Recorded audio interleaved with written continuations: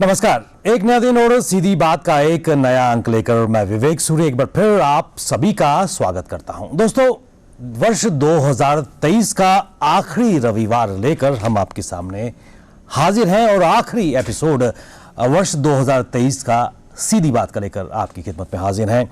दोस्तों, वर्ष 2023 हम सबको अलविदा कहने जा रहा है और वर्ष 2024 वक्त की किवाड़ पर दस्तक दे रहा है।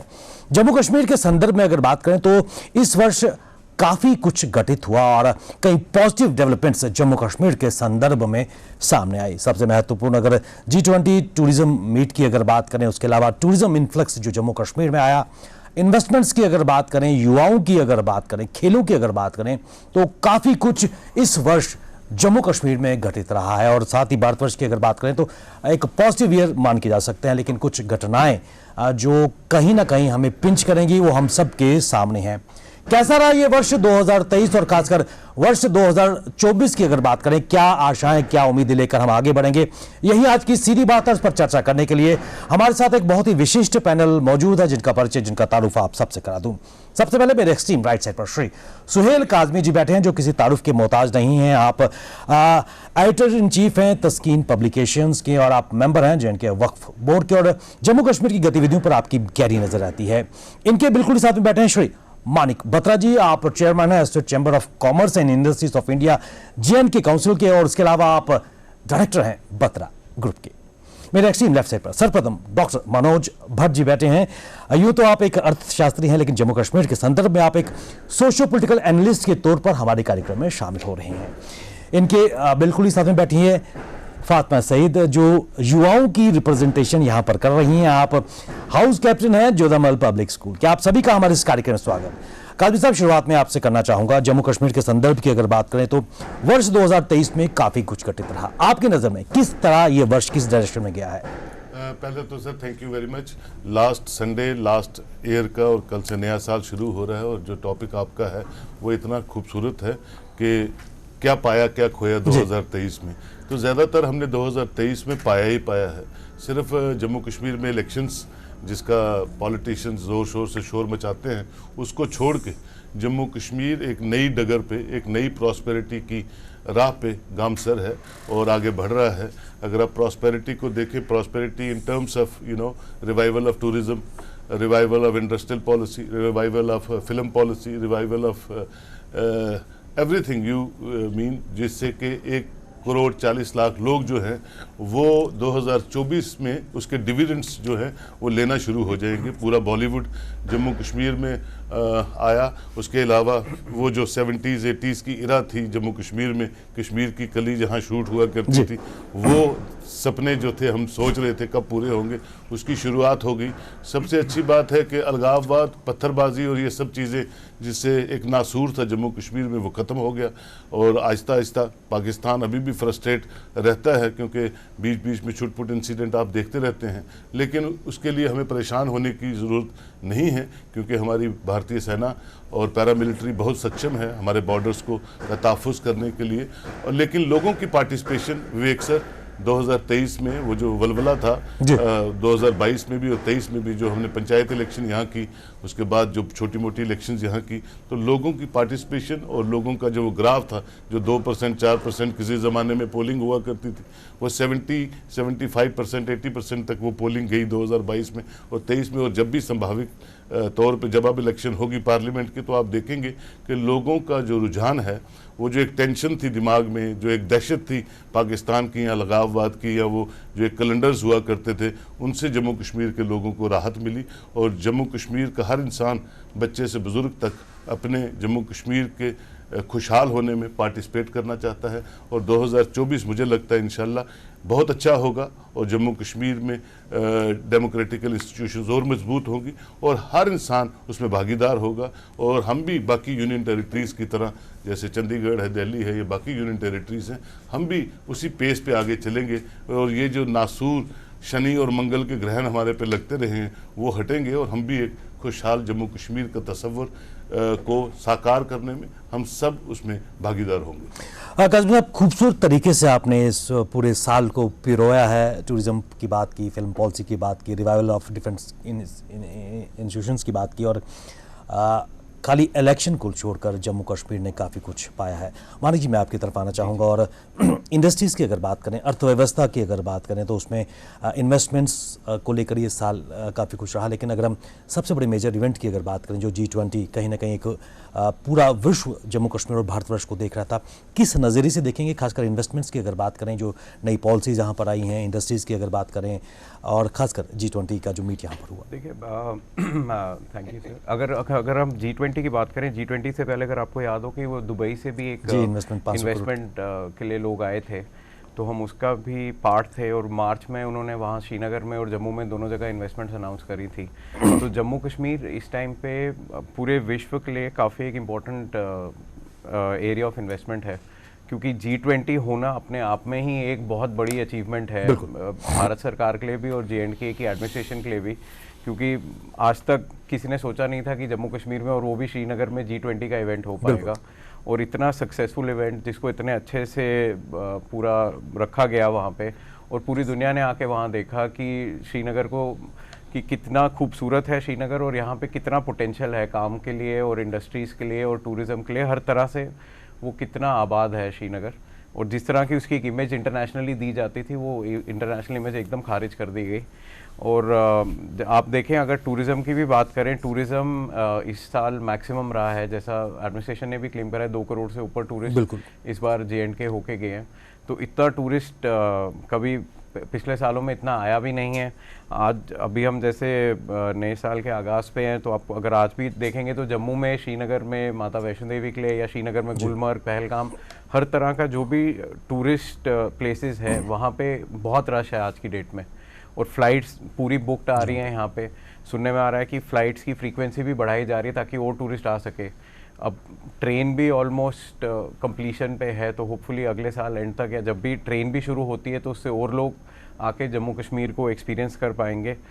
इंडस्ट्रीज़ की भी अगर आप बात करें, इंडस्ट्रीज़ में जो new central sector scheme launch की गई है, वो one of the best schemes है इन्वेस्टमेंट के लिए किसी भी स्टेट के अंदर कंट्री में, जिसमें आपको 30% से लेके 50% तक इंसेंटिव्स हैं इन्वेस्टमेंट के ऊपर, प्लस GST पे बहुत मेजर उसमें उन्होंने एक बूस्ट दिया है इंसेंटिव को, जिसमें अप टू 300% आप GST क्लेम कर सकते हैं। और इंडस्ट्रीज़ उस वजह से बड़ी इंडस्ट्रीज़ आना चाह रहे हैं J&K में। काफ़ी इंडस्ट्रीज़ को ऑलरेडी लैंड अलॉटमेंट हो चुका है, काफ़ी जगह पे ऑलरेडी हम पीछे मीटिंग्स करके आए हैं, तो CLU इन प्रोसेस हैं। और काफ़ी इंडस्ट्रीज़ ने नए जो इंडस्ट्रियल पार्क्स आ रहे हैं उनमें अप्लाई करा हुआ है।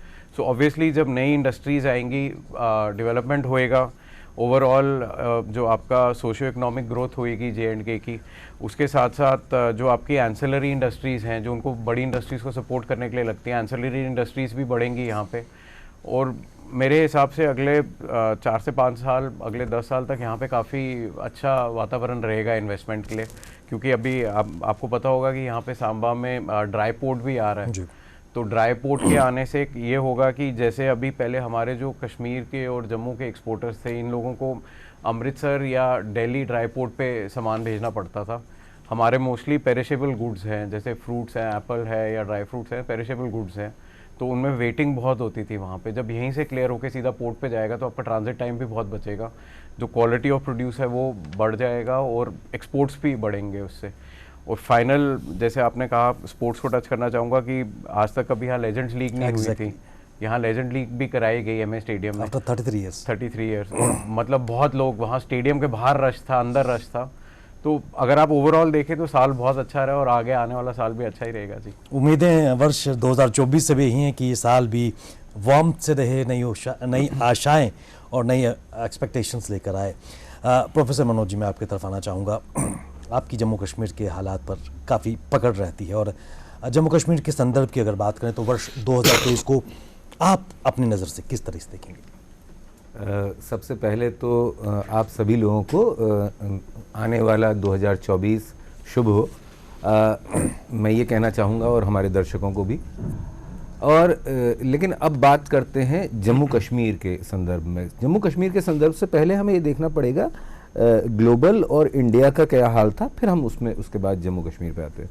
देखिए 2023 में क्या हुआ इकोनॉमी को लेकर के। एक तरफ तो ये अच्छा था कि हम पोस्ट कोविड आ चुके थे, तो इकोनॉमी रिवाइव कर रही थी, लेकिन वहीं पे यूक्रेन वॉर और उसके बाद इजराइल पैलेस्टीन कॉन्फ्लिक्ट, इनकी वजह से इकोनॉमी में इम्पैक्ट पड़ रहा है।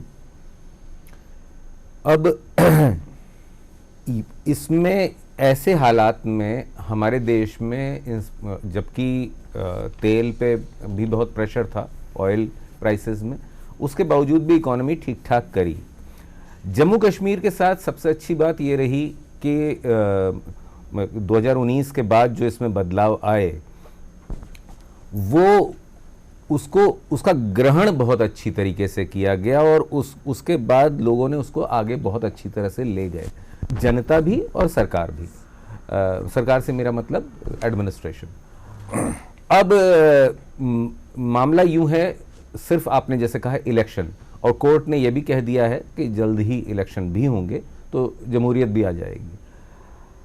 इकोनॉमी की बात जहाँ तक करी जाए तो मेरा हमेशा से ये मानना है कि जम्मू कश्मीर को सिर्फ जम्मू और श्रीनगर के नज़रिए से नहीं देखना चाहिए। बड़ा प्रदेश है और बड़े प्रदेश के नज़रिए से देखना चाहिए, और ये अच्छा हो रहा है। कनेक्टिविटी को लेके बहुत अच्छा काम हुआ है, कनेक्टिविटी को लेकर के। और मैं क्या कहूँ, अभी मैं आपके ही स्टूडियो आ रहा था तो हमारी जो सारे हाईवेज की जो ब्रॉडनिंग, हाईवेज की कनेक्टिविटी, आप यहाँ देखिए रामबन की साइड, आप किसी भी साइड चले जाइए, कितने बढ़िया फ्लाईओवर्स बन रहे हैं, कितने। और इनफैक्ट जहाँ जहाँ जिन हाईवेज में जैम आ रहे थे उनके ऊपर भी फ्लाईओवर्स निकाल दिए जा रहे हैं, चाहे वो सांबा में हो, आगे कठुआ में हो, और आगे ऊपर अगर ऊपर की तरफ चले जाएं तो तकरीबन हर क्षेत्र को कनेक्ट कर दिया गया। होता क्या है हिली स्टेट्स के साथ कि उनके साथ दुर्गम स्थान होने की वजह से उनकी कनेक्टिविटी कम होती है। जो दूसरा बहुत अच्छा काम किया जा रहा है JNK में, और जिसमें कि सरकार ने लोगों की भागीदारी भी मांगी है, वो है इलेक्ट्रिसिटी जनरेशन। सोलर पैनल्स का एक्सेप्टेंस हाउस होल्ड लेवल पे इतने बड़े पैमाने में मैंने एक साल के अंदर देखा है जो पहले कभी नहीं देखा गया। उसमें सब्सिडी भी दी जा रही है और उसका और क्या है, वो डायरेक्ट ऑन ग्रिड, मतलब आप ऑफ ग्रिड नहीं है, वो ऑन ग्रिड है, आप ग्रिड में चला जाएगा एंड ये एक, क्योंकि मैं बताऊं स्टेट का हमारा अगर आप फाइनेंसेस देखें तो प्रॉब्लम क्या आती है, हमारा सबसे ज़्यादा खर्चा एनर्जी और उसके बाद सैलरी एंड पेंशन, ये दो सबसे बड़े खर्चे जाते हैं। तो एनर्जी जनरेशन को लेकर के खासा ध्यान है। और दूसरी, ये तो हुआ एनर्जी जनरेशन, उसका अच्छा यूसेज, उसके अच्छे यूसेज के लिए इलेक्ट्रिफिकेशन ऑफ मीटर्स, ये भी किया, साथ ही में किया जा रहा है ना। तो मतलब सरकार दोनों तरफ से वो कर रही है। तीसरा, क्योंकि स्टेट फिर से बनने जा रहा है तो, और होपफुली 2024 में यहाँ जमहूरियत आ भी जाएगी तो दोबारा से, तो ऐसे में ये देखा जा रहा है कि स्टेट अपने रेवेन्यूज कितने जनरेट कर सकता है। तो अपने रेवेन्यूज के लिए भी बहुत तरीके निकाले जा रहे हैं। मैं आपको एक अच्छी बात बताऊं, क्योंकि मेरी वाइफ जो है वो फॉरेस्ट डिपार्टमेंट में है। हमारे स्टेट में बैम्बू बहुत ज़्यादा है, जबकि आप नॉर्थ ईस्ट में चले जाएं, नॉर्थ ईस्ट में बैम्बू तो बहुत ज़्यादा है, लेकिन बैम्बू का के साथ चीज़ें भी बहुत बैम्बू की बना दी जाती हैं, है ना। यहाँ बैम्बू बहुत है लेकिन बैम्बू की कुछ बनाया नहीं जा रहा। तो सरकार ने अभी ये ध्यान भी दिया जा रहा है कि बैम्बू से रिलेटेड प्रोडक्ट्स कितने बनाए जा सकते हैं, ये भी चलाया जा रहा है। विच मीन्स हर तरीके से, जैसा कि अभी मेरे से पहले मानिक जी ने अच्छा बताया कि यहाँ पे एक तो ड्राई पोर्ट भी आ रहा है, यहाँ की अपनी इकोनॉमी, और उसके बाद ये हम अभी तक क्या था कि सेब और सैफरन कुछ ही हमारे हाईलाइटेड एरियाज थे।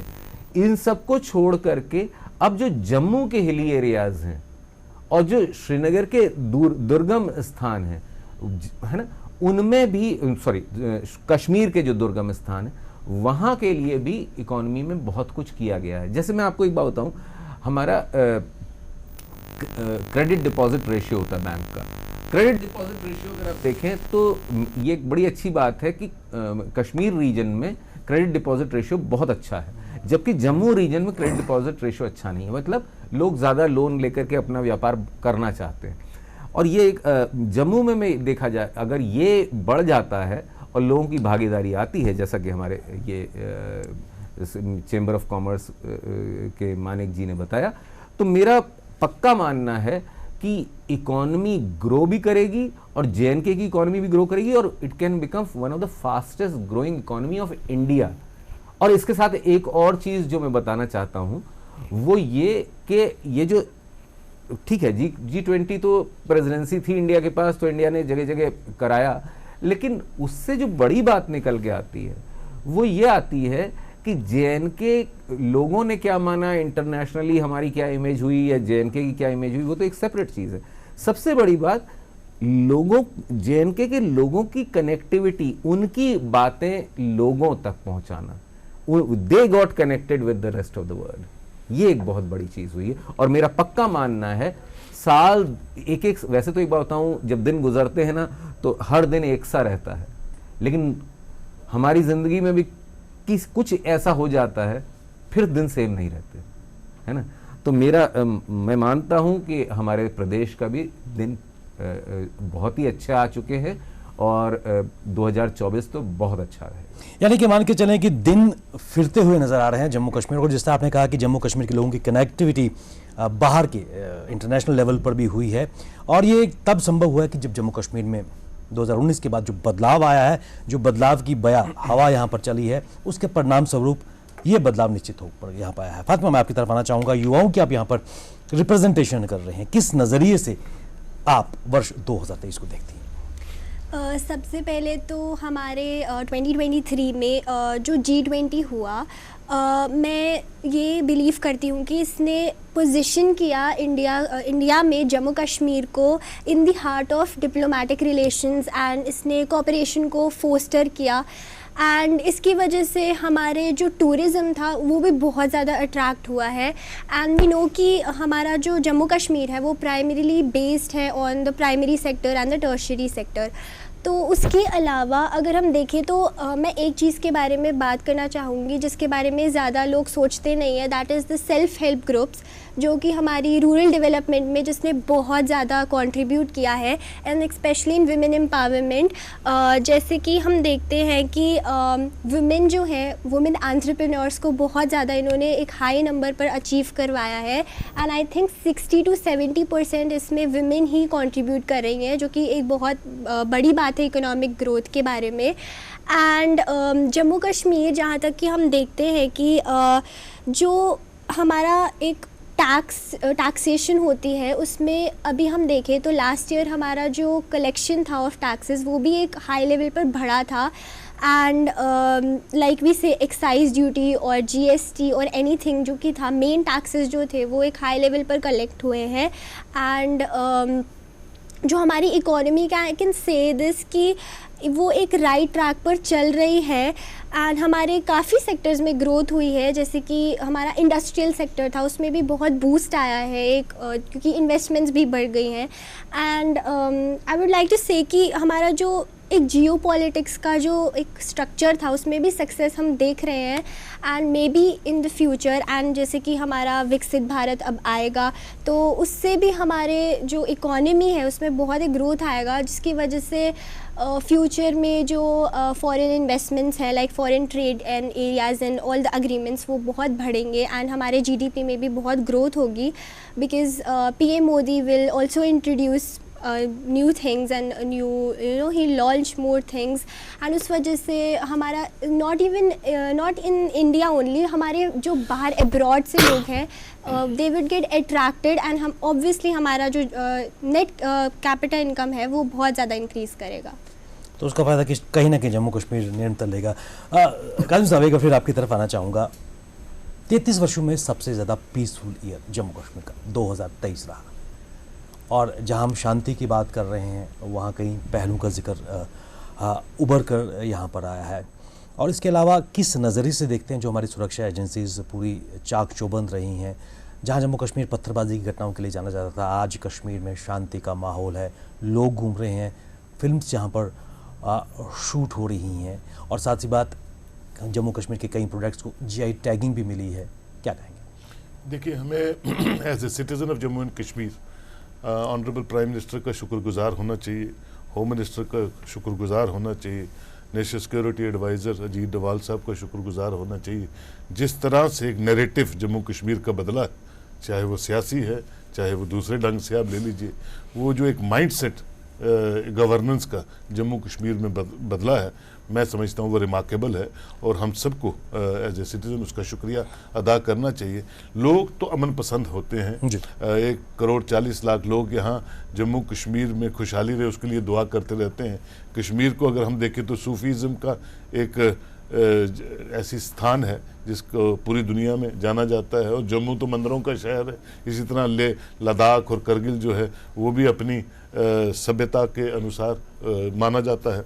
तो जम्मू कश्मीर के लोग हमेशा दुआ करते थे, और एक मैसेज 2014 में जब मोदी लेड सरकार गवर्नमेंट ऑफ इंडिया में आई तो बातचीत और गन साथ साथ नहीं चलेगी, वो एक ऐसा स्लोगन जो प्राइम मिनिस्टर ने दिया वो आज तक कायम दायम है। और जो भी इन्वॉल्व होता है अलगाववाद की तरफ या पाकिस्तान की तरफ, अमूमन ये देखा जाता था कि जम्मू कश्मीर में पाकिस्तान की तरफ फेस करके खाते हिंदुस्तान का थे, बात जब भी करते पाकिस्तान की तरफ देख के हमें लोगों को गुमराह करने की सियासत करते थे। तो मैं समझता हूँ कि वो एक नैरेटिव, वो एक माइंडसेट इस सरकार ने बदला है और हम उसके शुक्रगुजार हैं। और उस बदलाव में लोग भागीदार बन रहे हैं। लोग सहमे हुए रहते थे, कैलेंडर्स आ जाते थे बंद के, और वो कैलेंडर्स को साइड पे रख के आपने गवर्नेंस की बात की है। और एलजी मनोज सिन्हा साहब जबकि यहाँ बैठे हैं, इससे पहले भी जो गवर्नर थे, रात दिन जो कंसीव्ड प्लान्स हैं गवर्नमेंट ऑफ इंडिया के वो लोगों तक किस तरह पहुंचे उस पर काम चल रहा है। जैसे मानिक सर ने खुद ही कहा कि क्या क्या इंडस्ट्रियल सेक्टर में या बाकी चीज़ों पे काम हो रहा है, लगातार ये कहते हैं कि मीटिंग्स होती हैं। वो चीज़ें मैं समझता हूँ लोगों को पसंद आती है और लोग चाहते हैं कि ये सब चीज़ें इंट्रोड्यूस हों। देखिए आपने कहा 2 करोड़ टूरिस्ट आए, तो 2 करोड़ टूरिस्ट तभी आएगा जब फिज़ा अच्छी होगी, जब फिज़ा को कंड्यूसिव बनाने में जो सरकार का रोल रहा है और सबसे इंपॉर्टेंट लोगों का जो रोल रहा है वो रिमार्केबल है। और लोग जो है जम्मू कश्मीर के अमन पसंद हैं। मनोज सर ने कहा बहुत बड़ी स्टेट है, स्टेट साइज़ में बहुत बड़ी है, आबादी है 1,40,00,000, तो आप अंदाज़ा कर लीजिए हर सेक्टर जो है बॉर्डर से जुड़ा हुआ है। यहाँ से पीर पंचाल की तरफ जाएँ तो 100 के करीब बॉर्डर सटते हैं इस रास्ते से। तो हम सिर्फ नहीं आगे बढ़े तो कुछ वजूहात थी उसकी, और एक गलत नैरेटिव से पॉलिटिक्स जम्मू कश्मीर में चलती रही और उसी पॉलिटिक्स के हिसाब से लोगों को गुमराह करते रहे। तो वो जो मैं समझता हूँ उससे हमें निजात मिली है।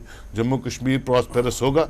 जम्मू कश्मीर वही जम्मू कश्मीर में जो 60s में 70s में कोई स्विट्ज़रलैंड नहीं जाता था शूटिंग करने। अभी मैं फिल्म एक्टर से एक का देख रहा था बयान, वो पहलगाम में थी भाग्यश्री, उसने कहा स्विट्ज़रलैंड जैसा कश्मीर नहीं है, स्विट्ज़रलैंड कश्मीर जैसा है। तो ये ऐसी स्टेटमेंट्स तभी आती हैं जब लोग यहाँ खुद आते हैं, जब वो खुद देखते हैं जम्मू कश्मीर के लोगों से मिलना और उनके साथ बातचीत करना, उनकी रवादारी देखनी, उनकी ज़बान को समझना, वहाँ के कल्चर को अंडरस्टैंड करना, वो तभी मुमकिन होता है जब दोनों 2 वे प्रोसेस, सरकार और लोग भागीदार होते हैं अपने स्टेट को रन करने में। स्टेट को आपने कहा डेमोक्रेटिकल इंस्टीट्यूशंस मजबूत होंगी, बिल्कुल होंगी जब कंड्यूसिव एटमॉस्फेयर होगा, जब लोग खुद बोले कि हाँ जी यहाँ इलेक्शंस होनी चाहिए। अभी तो लोग कह रहे हैं बहुत अच्छी डेवलपमेंट हो रही है, सड़कों का जाल, मनोज सर ने कहा सड़कों के साथ साथ क्या अब तो ट्रेनें। देखिए सर मैं परसों ही किसी को बोल रहा था, किसी ने मुझे कहा कि मुझे रूम बुक करना है कश्मीर में, तो मैंने कहा कब करना है, कहता जी मुझे 25 अप्रैल 2024 को आना है। और मैंने चेक किया कि जो मेजर होटल्स हैं कश्मीर में वो 24-25 अप्रैल को भी बुकड है। तो आप अंदाज़ा कर लीजिए कि जहां अगले साल की बुकिंग्स हो रही हैं, और मालदीव्स तो 4 लाख का एक मुल्क है, तो जम्मू कश्मीर तो टूरिज्म उसकी बैकबोन है। और अगर टूरिज्म रिवाइवल होता है, चाहे वो पिलग्रिम टूरिज्म है चाहे रेगुलर टूरिज्म है, तो जितने लाइट सेक्टर्स हैं जम्मू कश्मीर में, राइट फ्रॉम टैक्सी वाला, पोनी वाला, to hoteliers, to dhabas, to restaurants, to everything, तो आप देखिए कि जितने लाइट सेक्टर्स हैं वो सब अच्छी खासी रोटी कमाएंगे जिस तरह से 70s 80s में कमाते थे। और जम्मू कश्मीर खुशहाल था, खुशहाल होगा। ये बीच में मैंने आपसे कहा कि कोई ग्रहण लग गया था, उस ग्रहण को इस सरकार ने निकाल दिया है, और उस ग्रहण को निकालने में सब लोग भागीदार हैं। और हम सब मुझे लगता है आने वाले सालों में अच्छी डगर पे आगे चलेंगे, इसकी मुझे उम्मीद भी है और पूरा यकीन है। क्योंकि जो कंसीव अभी 5 डिस्ट्रिक्टों में कश्मीर में ट्रेन्स को इंट्रोड्यूस करने जा रहे हैं, जनवरी नहीं तो फरवरी sir, Manoj sir train Kashmir पहुंच जाएगी, और ये वो ट्रेन होगी सुबह कश्मीर गए, शाम को जम्मू वापस, फिर दोबारा जाना है तो फिर दोबारा रात को जाइए। तो ये तभी मुमकिन होता है जब आपकी नीयत साफ होती है, जब सरकार चाहती है लोगों को रिहेबिलिटेट करना, और लोग सरप्रिय होते हैं। सियासी जमातें जो होती हैं वो आती जाती हैं, हुकूमतें बनती हैं, हुकूमतें जाती हैं। किसी पॉलिटिशियन को अपीस करने के लिए सरकार कोई काम नहीं करती है। सरकार हमेशा एक सिविलाइज्ड कंट्री, एक सिविलाइज्ड मुल्क जो है वो लोगों को जहन में रख के गवर्नेंस की बात करता है, और वो श्रेय सारा आज एनडीए को जाता है कि लोगों को प्रथम रख के, लोगों को फोर फ्रंट पे रख के ये सब चीज़ें हो रही हैं। और वो G20 जिसकी बात मेरी बेटी ने की, बिल्कुल तभी मुमकिन हुआ कि लोग बताया पूरी दुनिया को कि ये डिस्टर्ब इलाका नहीं है साहब, ये डल वही है, ये वही सेंटूर है, ये SKICC वही है जहाँ पहले भी कॉन्फ्रेंस होती थी। और ये छोटी बात नहीं है कि दुनिया के 40 मुल्क हिंदुस्तान में कॉन्फ्रेंस करना चाहते हैं। इसका मतलब है कि 40 मुल्क हिंदुस्तान के साथ हैं, जो हिंदुस्तान की डायरेक्शन पे आगे चलना चाहते हैं। इजराइल वॉर की तरफ इन्होंने बात की, इंडिया का स्टांस क्या रहा आपके सामने है। वो ह्यूमन एंगल को उभारता रहा, जहां एड देने की बात होती है दोनों मुल्कों में एड दे रहा है। उसी तरह कोविड की ऐसी सिचुएशन जब भी आई, इतना हमें मतलब तनकीद किया जाता है इस मुल्क को, लेकिन पूरी दुनिया में तो कोविड की जो रिलीफ पैकेजेस थे वो इंडिया दे रहा था। तो आप देखिए कि हमारा दिल कैसा है, हिंदुस्तान का दिल कैसा है। और एक्सटर्नल अफेयर पॉलिसी जो है हिंदुस्तान की इस वक्त पूरी दुनिया में नंबर 1 पे है। पाकिस्तान जैसा फेल्ड डेमोक्रेटिकल स्टेट भी मानता है। उसका प्राइम मिनिस्टर ने कितनी बार कहा कि इंडिया के साथ कोई कंपैरिजन नहीं हो सकता जहां तक एक्सटर्नल अफेयर्स पॉलिसीज़ का ताल्लुक है। और जिस मुल्क की एक्सटर्नल अफेयर्स पॉलिसीज़ मजबूत होती हैं, तिजारत बढ़ती है, इकॉनमी को बूस्ट मिलता है, एम्प्लॉयमेंट बढ़ती है, सबसे ऊपर है उस मुल्क के नागरिक की इज्जत बढ़ती है पूरी दुनिया में। वो देख रहे हैं, और मुझे लगता है आने वाले सालों में वो ग्राफ ऊपर जाता रहेगा। और हम कह रहे हैं कि अर्थव्यवस्था में हम चौथे 5वें नंबर पे होंगे। जिस तरह से हम चल रहे हैं, मुझे लगता है क्या पता हम दूसरे तीसरे नंबर पे भी जल्दी आ जाए। और हिंदुस्तानी होने का फ़ख्र जो है, आज पूरा हिंदुस्तान जो है वो अपने आप में गर्व महसूस करता है कि हम भारतीय हैं, और भारतीय जो सभ्यता है उसको बढ़ाने में हम सब कंट्रीब्यूट कर रहे हैं। कल से कोई दो राय नहीं कि आज विश्व गुरु के रूप में भारत नजर आ रहा है, और विश्व के चोटी के मुल्क आज भारतवर्ष की तरफ देख रहे हैं, और कहीं ना कहीं ये एक बहुत बड़ी उपलब्धि हिंदुस्तान भारत के लिए है। मानिक जी, एक बार फिर आपकी तरफ आना चाहूँगा। और मुझे याद है कि जम्मू कश्मीर में युवाओं को, चाहे हम एम्प्लॉयमेंट की बात करें, स्टार्टअप्स की बात करें, उनको टैप करने का प्रयास किया जा रहा है मिशन यूथ के द्वारा, डिफरेंट स्कीम्स के द्वारा। और you in the capacity of chairman associated chamber of commerce and industry startups meet का भी आयोजन कई बार किया गया। इस वर्ष किस नज़रिए से युवाओं के लिए आशाएं रहीं, और अगले वर्ष क्या उनको एक डायरेक्शन मिल पाएगी? देखिए सर, अगर युवाओं की बात करें, इंडिया की भी बात करें, तो India is one of the youngest countries in the world, जहाँ से मतलब हम लोग एक ट्रेंड मैन पावर का एक्सपोर्टर बन सकते हैं, जो बाकी कंट्रीज़ भी इंडिया को एज अ यंग कंट्री देखते हैं, जिसमें स्किल्ड मैन पावर है और इंग्लिश स्पीकिंग मैन पावर है। एक पार्ट तो ये है। और इससे क्या हो रहा है कि बाहर के देशों का भी इंडिया की तरफ बहुत फोकस है, बिकॉज उनको अपनी कंट्रीज़ में इंडस्ट्रीज़ सिस्टम्स चलाने के लिए वेल क्वालिफाइड यूथ चाहिए, जो मोस्टली इंडिया से ले जाना चाहते हैं, बिकॉज हमारी जो पॉपुलेशन है यहाँ पे इंग्लिश स्पीकिंग है, और काफ़ी हद तक उनके कल्चर को अडेप्ट कर जाती है। स्टार्टअप्स की बात करें तो हम रेगुलरली स्टार्टअप मीट्स करवाते रहते हैं। जैसे सर जम्मू यूनिवर्सिटी से हैं, जम्मू यूनिवर्सिटी भी बहुत फोकस करता है, स्टार्टअप इंक्यूबेशन सेंटर है वहाँ पे, IIM आ गया है, IIT आ गया है जम्मू में, जो स्टार्टअप्स की तरफ फोकस कर रहे हैं। हम रेगुलरली सबके साथ मीटिंग्स अटेंड करते हैं। और जम्मू कश्मीर का यूथ भी बाकी इंडिया के यूथ से पीछे नहीं है। स्टार्टअप्स यहाँ से भी अच्छे आ रहे हैं। अगर आपने शार्क टैंक शो भी देखा होगा तो उस पर 3 से 4 स्टार्टअप्स जम्मू कश्मीर से अच्छे गए थे, और वो आज की डेट में अच्छा परफॉर्म कर रहे हैं वो स्टार्टअप्स। तो बेसिकली क्या था कि पहले लैक ऑफ एक्सपोजर था, और एक माइंडसेट था, जैसे आदमी साहब ने कहा कि एक माइंडसेट था जम्मू कश्मीर के अगेंस्ट कि यहाँ पे चीज़ें ठीक नहीं हैं। बट अब जैसे जैसे माइंडसेट ठीक हो रहा है, भारत सरकार अपना काम कर रही है, और दिखाया लोगों को दिख रहा है और पता चल रहा है कि हाँ कितना पोटेंशियल है। जैसे लास्ट टाइम जब आपसे मिले थे तब हमने बात करी थी कि टूरिज़्म में बहुत पोटेंशियल है यहाँ पे, और अगर आप देखें तो आज की डेट में काफ़ी स्टार्टअप्स टूरिज़्म में आ रहे हैं, जो ग्लैम्पिंग और होम स्टेज की तरफ जा रहे हैं, बिकॉज टूरिज़्म एक बहुत मेजर कंट्रीब्यूटर बन सकता है J&K की इकोनॉमी को। क्योंकि अगर आप देखें हमारा हर रीजन अपने आप में बहुत खूबसूरत है। जम्मू में अपनी जगहें हैं, भद्रवाह, किश्तवाड़, डोडा, जो चिनाब वैली है उधर अपने सुंदर इलाके हैं, श्रीनगर के बारे में तो सबको पता ही है। तो स्टार्टअप्स काफ़ी आ रहे हैं, अच्छे उभर के आ रहे हैं। और पहले एक प्रॉब्लम ये होती थी कि स्टार्टअप्स को सपोर्ट नहीं मिलता था, उनको इंक्यूबेशन नहीं मिलती थी, उनको मेंटरशिप नहीं मिलती थी। अब जैसे मनोज सर हैं यूनिवर्सिटी से, यूनिवर्सिटी उनको इंक्यूबेशन और मेंटरशिप दे रही है, हमारे चेंबर्स हैं, हम मेंटरशिप देते हैं, इंक्यूबेशन देते हैं, उनको पिच कैसे करना है एक इन्वेस्टर के सामने वो उनको एक्सपोजर मिल रहा है। तो स्टार्टअप बहुत उभर के आ रहे हैं यहाँ से, और आई एम श्योर कि जो हमारा आगे का फ्यूचर है फॉर यूथ एम्प्लॉयमेंट, स्टार्टअप बहुत ब्राइट है।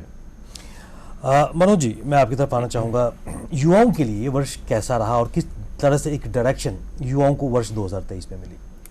अब देखिए, दो पहलू मानिक जी ने बहुत ही अच्छी बात करी। पहले तो हम अगर देश की तरफ देखें तो हमारे देश में, जैसा कि मानिक जी ने कहा कि एक तो हम यंग कंट्री हैं, दूसरी तरफ हमारे यहाँ एजुकेशनल जो इंस्टीट्यूशंस ऑफ नेशनल इम्पोर्टेंस जिन्हें कहते हैं ना, वो बहुत सारे JNK में आए। अब आप देखिए, फिलहाल आज से 5 साल पहले और आज में अंतर देखिए। आज हमारे पास IIT भी है, IIM भी है, एम्स भी है, IIM भी है, वो CSIR लैब है। तो हमारे पास इतने सारे, तो सिर्फ एक शहर की बात बता रहा हूँ। इसी प्रकार से अगर मैं कश्मीर रीजन में चला जाऊँ, वहाँ भी बहुत सारे इंस्टीट्यूट ऑफ नेशनल इंपॉर्टेंस आ चुके हैं। जो हमारा बच्चा पहले पढ़ने के लिए, जिसको चंडीगढ़ जाना पड़ता था या दिल्ली जाना पड़ता था या मुंबई जाना पड़ता था या बेंगलोर जाना पड़ता था, आज वो क्वालिटी एजुकेशन JNK में रह के प्राप्त कर सकता है, पहली चीज़। दूसरी चीज़, जैसा कि मानिक जी ने बहुत अच्छी बात बताई स्टार्टअप्स की। स्टार्टअप्स इंक्यूबेशन में मैं बताऊं, सिर्फ हम ही नहीं, और कश्मीर, हमारी जम्मू यूनिवर्सिटी या कश्मीर यूनिवर्सिटी ही नहीं, इस्लामिक यूनिवर्सिटी अवंतीपुर, उनको 4.5 स्टार मिला है नेशन से, कंट्री लेवल पे। तो आप सोचिए उन्होंने कितने स्टार्टअप्स शुरू किए। और सबसे अच्छी बात, वैसे अभी भी मेरा मानना है कि अभी थोड़ा, क्योंकि धीमे धीमे ही होगा, स्प्रेड इफेक्ट जिसे कहते हैं, अभी भी जो फोकस आ रहा है वो श्रीनगर और जम्मू में आ रहा है। ये आप देखिएगा आने वाले वर्षों में ये स्प्रेड होकर के जो दुर्गम स्थान है, चाहे वो कश्मीर रीजन के हों, है ना, या वो जम्मू रीजन के हों, इनमें फैलेगा। और जो सबसे अच्छी बात आई है वो ये कि हमारे बच्चे भी जो JNK के हैं, ये लोग भी एंटरप्रेन्योर बन के नेशनल लेवल पे, एक तो ये हुआ। दूसरा, सिर्फ जॉब्स में ही देखिए होता क्या है ना, सैलरीड क्लास होने से आपके घर की तो इकोनॉमी ठीक हो जाती है, but as such value addition to the economy उतना नहीं होता। तो ऐसे में हमारे बच्चों का ये मैं देखा, JNK में ये देखा जा रहा है कि ये इंक्रीजिंगली इनका पार्टिसिपेशन इन इकोनॉमी ये बढ़ गया है। बिकॉज बताऊं, ग्रोथ स्टोरी जो होती है ना, ग्रोथ स्टोरी के आपको बेनिफिट्स मिले ये एक बात, आप उस ग्रोथ स्टोरी के पार्ट है कि नहीं है वो दूसरी बात, दोनों में अंतर है ना। सबसे अच्छी बात ये आ रही है कि JNK जो है, इंडिया के जो ग्रोथ स्टोरी है वो न सिर्फ उसका पार्ट हो रहा है, मेरा आज भी मानना है, क्योंकि हम लो बेस है ना, लो बेस होने की वजह से हमारी ग्रोथ रेट हाईएस्ट हो सकती है कंट्री में। मैं इसमें मेरे कोई दो विचार नहीं है मेरे इसमें। और एक जो सबसे अच्छी बात ये आ रही है वो ये कि JNK के साथ रेस्ट ऑफ इंडिया से कई एडवांटेजेस भी हैं। जो प्रदेश, जैसा कि सोहेल काजमी जी ने बहुत अच्छी बात कही, आज से पहले नेगेटिव न्यूज के लिए जाना जाता था, उससे बढ़िया है कोई न्यूज ना आए, no news is good news, है ना, एटलीस्ट उस तरह की न्यूज। और अब आप देखिएगा आने वाले साल में ये पॉजिटिव, बहुत ही बढ़िया न्यूज की इस सेक्टर्स में सबसे अच्छा कर रहा है। अब आप देखिए वंदे भारत ट्रेन हर स्टेट में एक है, हमारे स्टेट में अब दूसरी शुरू होने जा रही है, बिल्कुल, है ना। हम पॉजिटिव न्यूज के लिए आ रहे हैं।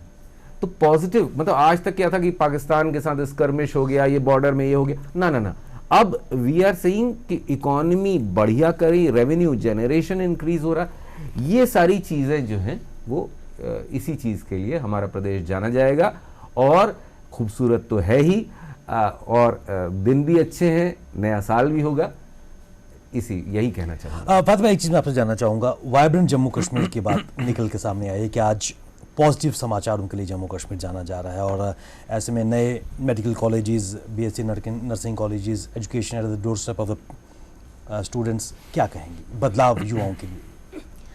सबसे पहले तो जम्मू कश्मीर में 2023 में मोदी जी ने बहुत सारे इंस्टीट्यूट्स ओपन करे, जैसे कि अगर हम एम्स की बात करें तो 2 AIIMS were set up and medical institutes, colleges and wellness centres also. तो अगर हम पहले की बात करें, जो कि बहुत कम नंबर में थे, उस वजह से हमारी डेवलपमेंट भी नहीं हो पा रही थी, सैनिटरी इश्यूज़ होते थे। तो अभी जो नेक्स्ट ईयर आएगा उसमें भी ये बढ़ते जाएंगे, जिसकी वजह से एक एक्सपोजर होगा एंड बहुत ही बढ़िया बात होगी हमारी स्टेट के लिए। एंड जैसे कि हमें पता है कि अभी India is looking forward to the 5 trillion economy by 2025। उसकी वजह से हमारा जो एक इम्पैक्ट होगा वर्ल्ड पे, वो बहुत ही पॉजिटिव वे में होगा। एंड रिसेंटली हमारी पॉपुलेशन इट आउटग्रू चाइना टू, जिसकी वजह से हमारा जो ह्यूमन रिसोर्स था उस पर बहुत ज़्यादा इम्पैक्ट पड़ा है। एंड अब जैसे हमें पता है कि विकसित भारत जो कि एट 2047 में एम कर रहे हैं ये for the further development, and इसकी सबसे बढ़िया बात ये है कि it would be in 2047 which would be the 100th year of independence. And उस वजह से पूरी एक वर्ल्ड को वी कैन शो कि हमने after 100 years we were able to become one of the largest economies, जैसे कि अभी 5th largest है, तो मे बी फर्स्ट और सेकंड पे आ सकती है with higher GDP rate. And Jammu की बात करूँ तो जैसे कि हमारे यहाँ पर एडवेंचर है, पिलग्रिमेज है, इन सब में और बूस्ट मिलेगा। हमारा जो spiritual and health, wellness and all these sectors है इसमें, और जैसे हमारे रिन्यूएबल एनर्जी है, हमारे IT सेटअप्स हैं, रियल एस्टेट्स हैं, ये सारे जो भी सेटअप्स हो रहे हैं इनमें एक बूस्ट मिल रहा है। एंड इसमें जो ये ग्रोथ हो रही है, इस वजह से हमारी सारी रिसोर्सेज पे इम्पैक्ट पड़ के एक पॉजिटिव आउटलुक ये दे रहा है हमें। एंड वी नो कि India is also looking to rise above 60% economy, जो कि चाइना की इकोनॉमी से भी ज़्यादा है, because it is looking for 4 to 5% and we are looking for 6%। अगर ये अचीव हो जाता है तो ये बहुत बड़ी बात होगी। So India would be able to rise above most of the biggest developed countries, and may be India would be able to show its outcome, जो कि हमारे बैकवर्ड जो हमें मॉक करते थे बाकी फॉरेनर्स, तो ये एक उन पे ही एक क्रिटिसिज्म हो जाएगा। मानिक जी, एक चीज़ मैं आपसे जानना चाहूँगा, पावर सेक्टर रिफॉर्म्स की अगर बात करें, नए हाइड्रो प्रोजेक्ट्स यहाँ पर सामने आ रहे हैं, सोलर एनर्जी का यहाँ पर जिक्र प्रोफेसर मनोज जी ने किया है, किस तरह से ये इंटरकनेक्ट हो सकते हैं और वर्ष 2024 में एक अच्छी अपॉर्चुनिटीज़, क्योंकि एक नई इन्वेस्टमेंट पॉलिसीज़ भी यहाँ पर जम्मू कश्मीर में आई है, किस प्रकार पावर जनरेशन से बेहतर इन्वेस्टमेंट्स को हम अट्रैक्ट कर सकते हैं? सर, अगर देखें पावर जनरेशन, किसी भी इंडस्ट्री को चलाने के लिए पावर बहुत एक इम्पॉर्टेंट कंपोनेंट है।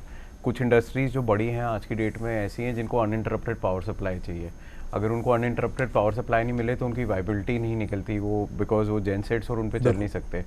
जैसा मनोज सर ने बताया कि जो आज की डेट में फोकस चल रहा है रिन्यूएबल एनर्जी के ऊपर भी J&K में, जिसमें आप कमर्शियल पे, घर पे, हर जगह लगा सकते हैं, और वो उसको आप फिर नेट मीटरिंग के थ्रू वापस ग्रिड में डाल सकते हैं, जो आपके बिल में से रिडक्शन आ जाएगा। एक पार्ट तो वो है। जो नए पावर प्रोजेक्ट्स आ रहे हैं, इसके आने से हमारा स्टेट पावर सरप्लस भी हो जाएगा। तो सिर्फ हम अपने स्टेट के विद इन जो यूटी के अंदर है इंडस्ट्री, सिर्फ उनको नहीं, जो बाकी हमारा बाहर सप्लाई कर सकते हैं पावर। और अभी अगर हम पावर की बात करें तो one of the cheapest power है अक्रॉस इंडिया इंडस्ट्री में। अगर हम बात करें, इतनी सस्ती पावर इंडस्ट्री में कहीं पे भी नहीं है काम करने के लिए। तो उसकी वजह से, और जो ये स्कीम्स आ रही हैं, इसकी वजह से बहुत लोग अट्रैक्ट होकर J&K की तरफ रुक कर रहे हैं इंडस्ट्रीज़ लगाने के लिए, बिकॉज जो स्कीम है और जैसे पावर रेट्स हैं, हर बंदा इवेंचुअली प्रॉफिटेबिलिटी देखता है। तो पावर एक बहुत इंपॉर्टेंट कंपोनेंट है, बिकॉज जितनी महंगी होती जाएगी पावर, उतना आपका जो वाइबिलिटी है वो कम हो जाएगा, आपका कॉस्ट ऑफ प्रोडक्शन बढ़ जाएगा। अगर J&K जिस तरह के ये प्रोजेक्ट्स आ रहे हैं, पावर सरप्लस हो जाएगा और पावर की जो कॉस्ट है वो इसी के दरमियान रहेगी और या इसी के आसपास रहेगी, तो बहुत बड़े बड़े ग्रुप्स यहाँ पे आके अपने एस्टैब्लिशमेंट्स लगाना चाहेंगे, क्योंकि आप जितना दूर होते जाएंगे पावर सोर्स से, उतना इंडस्ट्री अनवाइबल होती जाएगी। काजू साहब, एक बॉटलनेक की अगर बात करें, हमारी राजौरी पुंछ बेल्ट एक बार फिर एक्टिवेट होती नज़र आ रही है। कुछ शहादतें भी हमारे सुरक्षा एजेंसीज जवानों ने वहाँ पर दी है पिछले कुछ महीनों में। क्या एक बड़ा चैलेंज वर्ष 2024 में जम्मू कश्मीर के लिए नज़र आएगा?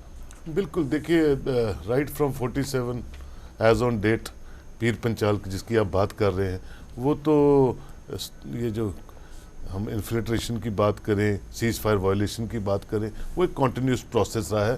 देखिए पाकिस्तान, मुझे भी मौका मिला 4-5 बार रिप्रेजेंट करने का इंडिया को, तो पाकिस्तान एक फेल्ड डेमोक्रेटिक स्टेट है। इकोनॉमिकल क्राइसिस है, पॉलिटिकल क्राइसिस है, अंदर खोखला हो चुका है। आप देखिए कि 4 प्राइम मिनिस्टर 4 चौकों पे एक दूसरे को अक्यूज करते रहते हैं, उसमें से 2 अंदर हो जाते हैं, 2 मुल्क छोड़ के भाग जाते हैं। तो किस तरह का मुल्क है?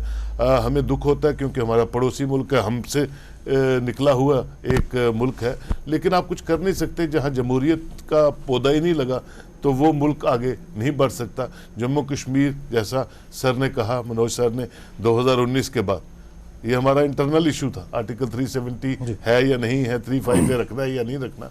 मैंने स्टार्ट में ही कहा कि सरकार लोगों के हितों के लिए काम करती है। जम्मू कश्मीर के लोगों को क्या अच्छा लगता है, जम्मू कश्मीर के लोग कैसे आगे बढ़ सकते हैं, जम्मू कश्मीर को अलगाववाद उन चीज़ों से कैसे निजात दिलवानी है, उसके लिए मरकज़ काम करता रहा। और फाइनली 2019 के बाद एक अच्छी यूनियन टेरिटरी जम्मू कश्मीर बने। और आप देखिए वो कुछ ऐसे लॉस थे, मैं सियासतदानों की बात नहीं करता हूँ, सियासतदान अपनी रोटियां लगाते रहते हैं। आर्टिकल 370 35 ये एग्जिस्ट ही नहीं करता था, मैं शुरू से कहता था 90 से। ये एक स्पीड ब्रेकर था between Delhi and Jammu and Kashmir, prosperity को लेके, डेवलपमेंट को लेके, एजुकेशन सेक्टर को लेके, मैं तो शुरू से कहता था। और इसको जोड़ लिया आपने कि अपने पॉलिटिकल मैनिफेस्टोज के साथ। यार मुल्क आगे बढ़ रहा है, दुनिया आगे बढ़ रही है, दुनिया हिंदुस्तान के साथ तिजारत करना चाहती है। सबसे ज़्यादा बड़ी मंडी जो है दुनिया की, हिंदुस्तान को माना जाता है। हर मुल्क हिंदुस्तान के साथ किसी न किसी बायलैटरल इशूज़ पे बातचीत करना चाहता है। जम्मू कश्मीर हिंदुस्तान का ताज था, है और रहेगा। और जम्मू कश्मीर जो है वो किसी आइडेंटिटी क्राइसिस में नहीं था। सिर्फ मैंने आपसे पहले कहा कि कुछ गलत ढंग से इसको हमेशा चलाने की कोशिश की, तब तक वो चलता था, चलाया। लेकिन आज हर इंसान जम्मू कश्मीर का जानता है कि अच्छा क्या है, बुरा क्या है। अगर नहीं जानता होता तो आर्टिकल 370 हटने पे जुलूस निकालता, कुछ ऐसी बातें करता। किसी ने कुछ नहीं किया। और सब ही चाहते हैं कि जो अच्छे लॉज हैं, अच्छी चीज़ें हैं, वो जम्मू कश्मीर में आए। मेरी बेटी छोटी सी खुद बता रही है अभी कि जम्मू कश्मीर में बैठ के मेरा एजुकेशन स्टैंडर्ड कहाँ तक पहुँच सकता है, जो हम बेंगलोर में और कर्नाटका में ढूंढते थे। आज हम उन बच्चों को बोलते हैं कि जम्मू कश्मीर में आओ और पढ़ाई करो, और ये कोर्सेज यहाँ इंट्रोड्यूस्ड हैं। तो ये पाकिस्तान उस तरफ में गया तो एक यूनिवर्सिटी है आज़ाद जम्मू कश्मीर, जिसको बोलते हैं हम POK बोलते हैं, और 82 में उसका वो बनी थी। और 2004 में जब मैं गया, मनोज सर, 2800 स्टूडेंट तब तक टोटल निकले हुए थे। यहाँ तो एक एक डिपार्टमेंट में 2800 स्टूडेंट निकलते हैं। 8-10 तो यूनिवर्सिटीज़ बन गई जम्मू कश्मीर में। तो ये रियल एसेंस है प्रॉस्पेरिटी की, जो जम्मू कश्मीर आगे बढ़ रहा है। और मुझे पूरी उम्मीद है, यकीन है कि लोगों का जिस तरह का ताउन है और जो प्लान्स हैं सरकार के जम्मू कश्मीर को आगे लेने के, वो पूरे होंगे। और जम्मू कश्मीर की हर सड़क पे आपको अंग्रेज़, बाहर के लोग, टूरिस्ट ही टूरिस्ट दिखेंगे। और जम्मू कश्मीर का नक्शा जो है 2024 में बिल्कुल बदलेगा। और उसके बाद ऐसा चेंज होगा कि पाकिस्तान फ्रस्ट्रेट होकर जो सीज फायर वायलेशन इधर करता है, वो कहीं उल्टी अपने साइड ना करना शुरू हो जाए। वो मुल्क तबाह है और तबाही की तरफ आगे बढ़ रहा है। प्रोफेसर मनोज, यहाँ से आगे वर्ष 2024 की अगर हम बात करें, क्या आशाएं लेकर हम आगे बढ़ें, इस नए दौर में घुसे? 2024 में जो मुझे सबसे बढ़िया बात काज़मी साहब की लगी, देखिए जब एक गाड़ी रुकी रहती है उसको इनिशियल धक्का लगाने की ज़रूरत होती है। एक बार वो चलना शुरू हो जाए, कितनी भी धीमे, फिर वो वहाँ से अपने आप रफ्तार पकड़ ले। बिल्कुल सही। हुआ यूँ है, JNK की मतलब JNK में पोटेंशियल तो बहुत था, लेकिन कोई एक धक्का लगाने की ज़रूरत थी, जो कि लग चुका है। मेरा मानना है कि जो यहाँ की आवाम है ना, एक तो ही डेमोक्रेसी, पॉलिटिकल पार्टिसिपेशन, ये एक सेपरेट चीज़ है। जो यहाँ के आम बच्चे, आम लोग पढ़ाई के लिए, बिजनेस के लिए, इंटरैक्शन के लिए रेस्ट ऑफ द कंट्री और इंटरनेशनली नेशनली जुड़ने लग गए हैं। पहले क्या होता था, कुछ अमीर घर के लोग जो कि श्रीनगर में रहते हैं या जम्मू में रहते हैं, उनका ही सिर्फ बाकी हिंदुस्तान से या विदेशों से तार जोड़े थे। आज क्या हो गया है, अपने रोजगार के सिलसिले में, अपनी पढ़ाई के सिलसिले में, अपने हर तरीके से, मतलब जो भी इंटरैक्शंस हैं, इसको कहते हैं पार्टिसिपेशन। क्या होता है ना, कोई भी स्टेट बाल्कनाइज तब हो जाती है जब उसके लोगों का participation rest of the place से रोक दिया जाता है। सबसे अच्छा जो जेएनके के साथ हुआ है गत वर्षों में, वो ये कि इनके यहाँ के लोगों का पार्टिसिपेशन बढ़ गया है। इसलिए मैं बहुत उम्मीद लगा के बैठा हूँ। देखिए, एक तो हुआ इंडिया 5 ट्रिलियन इकोनॉमी हो गई, ठीक है, हम इंडिया के पार्ट हैं, उसके बेनिफिट हमें भी मिलेंगे, लेकिन मेरा मानना ये है ही नहीं। मेरा मानना है कि हम तो पार्टिसिपेट करने जा रहे हैं। We are going to be one of the biggest players in making India 5 trillion economy. इसको इस तरीके से देखिए कि हमारी इकोनॉमी, क्योंकि देखिए इतनी अच्छी कनेक्टिविटी जब होगी, जो कि आ रही है, चाहे वो रेल हो, रोड हो, आपके एयरवेज हो, जबकि हमारे पास कितने इनहॉस्पिटेबल क्लाइमेट है ना। ऐसे में अगर इतनी अच्छी कनेक्टिविटी के बाद जितने यहाँ के लोग बाहर जाएंगे, वही वाली बात, जो रास्ता जाता है वो आता भी तो है, तो वो वहाँ के लोग भी जब आएंगे और देखेंगे, और खूबसूरती तो है ही, तो इससे न सिर्फ आपको और टूरिज्म तो ठीक है, टूरिज्म सेक्टर अच्छा होता है, और मेरा मानना है इससे काफ़ी बूस्ट भी मिलता है हिमालयन स्टेट्स को, चाहे वो हिमाचल हो, उत्तराखंड हो, जेएनके हो। लेकिन उससे भी ज़्यादा जो जेएनके के पास है, वो ये बताऊं कि यहाँ के जो बाकी पोटेंशियल, यहाँ के लोगों को नए नए एवेन्यूज मिलना, बिजनेस एवेन्यूज मिलना, वो बढ़ेगा। और इसके बाद फॉरेस्ट्री जो है ना, एक तो वो फॉरेस्ट्री एंड लॉगिंग से भी वैल्यू एडिशन बहुत होता है, क्योंकि जेएनके के पास फॉरेस्ट बहुत है। उस तरफ भी हमें ध्यान देना चाहिए। और मैं जब फॉरेस्ट कह रहा हूं तो मैं डेंस फॉरेस्ट की बात कर रहा हूं, मैं सिर्फ वो वाले फॉरेस्ट की बात नहीं कर रहा जो कि हम जिसे सोशल फॉरेस्ट्री कहते हैं। फिर हमारे पास एरोमेटिक प्लांट्स, लेवेंडर को लेकर के मेडिसिनल प्लांट्स, देखिए ये, क्योंकि क्या बताओ, मैक्सिमम जो मेडिसिन हैं वो बनती प्लांट से ही हैं। सारा इनपुट तो हमारे पास है, और अब हमारे पास एम्स भी आ गया, अब हमारे पास नए नए इंस्टीट्यूट्स भी आ गए, तो इनके प्रोडक्शन के लिए भी हम आगे बढ़ेंगे।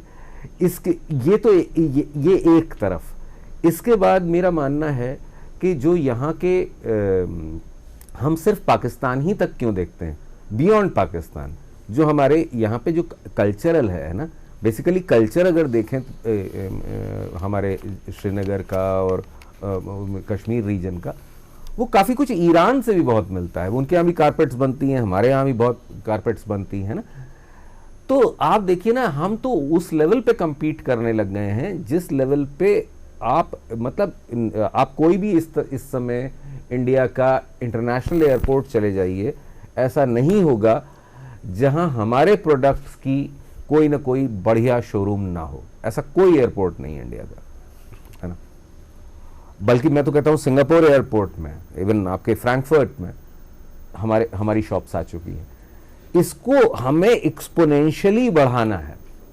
बल्कि जो जम्मू रीजन थोड़ा सा लैगिंग रह गया था, मेरा भी ये मानना है जम्मू को सिर्फ ट्रांजिट एरिया के रूप में नहीं देखा जाना चाहिए। जम्मू में बहुत ज़्यादा पोटेंशियल है, क्योंकि जम्मू रीजन के पास अपनी शोकेसिंग के लिए बहुत कुछ है।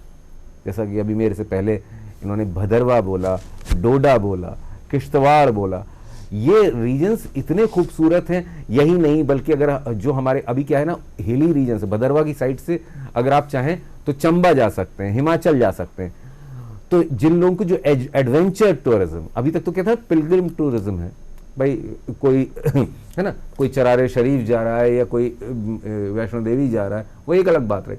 हम क्यों ना एडवेंचर टूरिज्म, उसके बाद जो साइट जो है ना, फिर उसके बाद जिन लोगों को जो डिफरेंट चीज़ें हैं उनको शोकेसिंग की बात है। वो चीज़ें जम्मू कश्मीर में बहुत ज़्यादा है। इसलिए मेरा मानना है आप ये मैं ये बड़े दावे के साथ कह सकता हूँ 2024, 2025 और 2026 इनमें जो JNK की ग्रोथ रेट रहेगी वो अमेजिंग रहेगी। यानी कि एक सुनहरा भविष्य नजर आ रहा है। फातिमा, क्विकली, वर्ष 2024 क्या आशा है?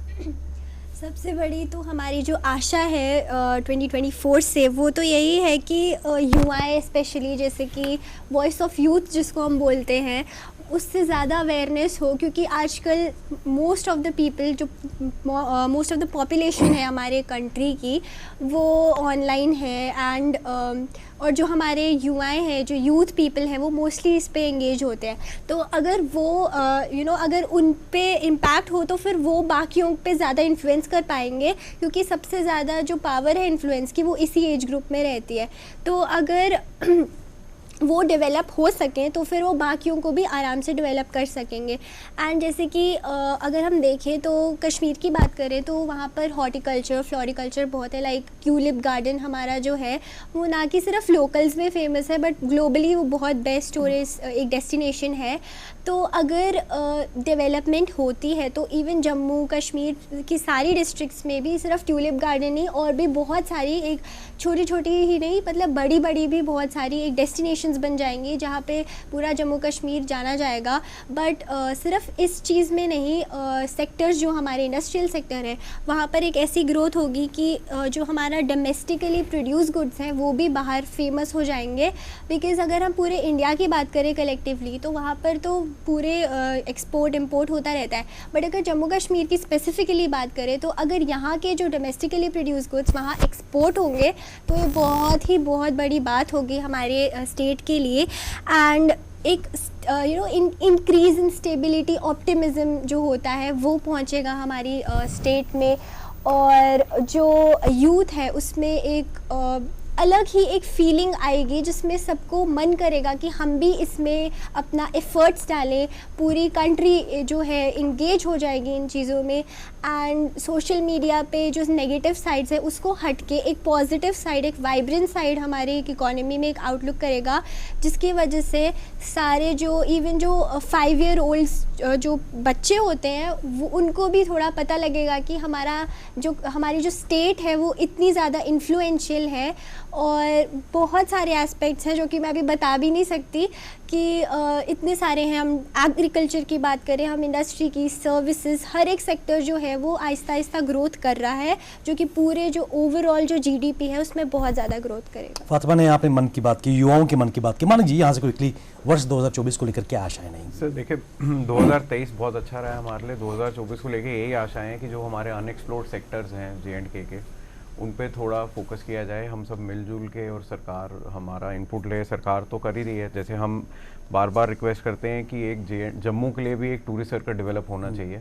जो जम्मू के आसपास की जगहें हैं उन पे थोड़ा फोकस होना चाहिए, क्योंकि 1 करोड़ से ज़्यादा यात्री वैष्णो देवी आता है। अगर हम उनको रिटेन कर सकें 2 दिन भी यहाँ पे, तो उससे हमारी GDP पे बहुत फर्क पड़ता है।